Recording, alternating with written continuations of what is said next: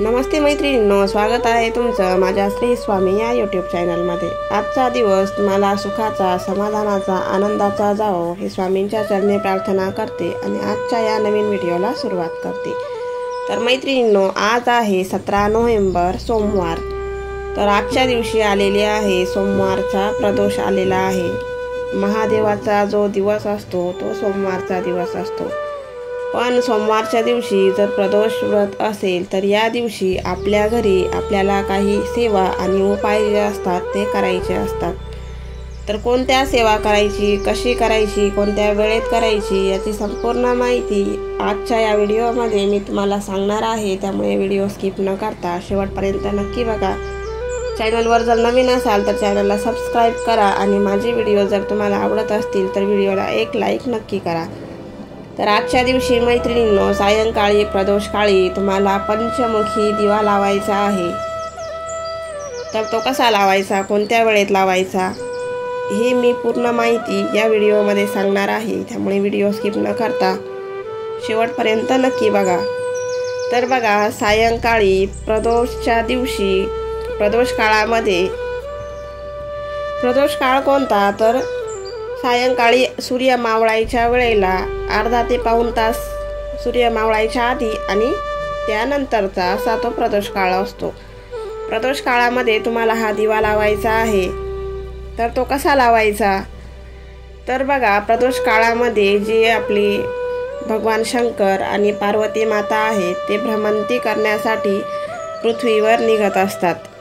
त्यामुळे आपल्याला हा उपाय जो आहे तो प्रदोष काळामध्येच करायचा आहे। त्यांच्या या भ्रमंतीच्या वेळेलाच आपल्याला सर्वांना हा पंचमुखी दिवा लावायचा आहे। तर पंचमुखी दिवा लावण्यासाठी सर्वात आधी तुम्हाला दिवा घ्यायचा आहे। जर पंचमुखी दिवा जर असेल तुमच्याकडे तर तो घ्यायचा। त्याला 5 टोकं असतात 5ही बाजूने। जर तो नसेल तर आपल्या साध्या मातीच्या पंतीला पण तुम्ही 5 दिशेला 5 वाती लावून तुम्ही हा दिवा लावू शकतात।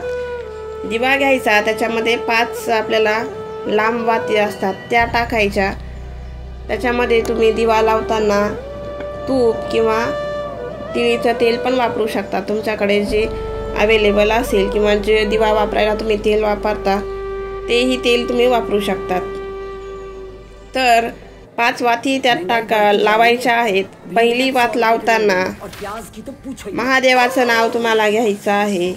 दुसरी वात लावताना आपलं सर्वात आधी आपण ज्या देवाची पूजा करतो त्या देवाचं म्हणजे भगवान गणपतीचं नाव तुम्हाला घ्यायचं आहे। तिसरी वात लावताना दुर्गा मातेचं नावाने लावायची आहे। चौथी वात लावताना विष्णुदेवाच्या नावाने आपल्याला चौथी वात लावायची आहे। आणि 5वी वात लावताना सूर्यदेवाचं स्मरण करून आपल्याला ती वात लावायची आहे।